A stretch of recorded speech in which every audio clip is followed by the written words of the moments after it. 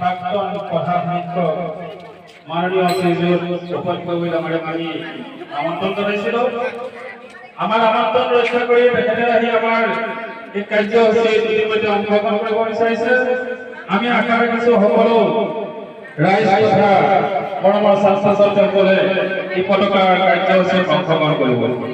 আমি এই আহ্বানতে আমাৰ প্ৰাক্তন প্ৰধান শিক্ষক মাননীয় উপেন্দ্ৰ ডাঙৰীয়া কাৰ্যসূচী আগবঢ়াই নিবলৈ আমি অনুৰোধ জনাইছো।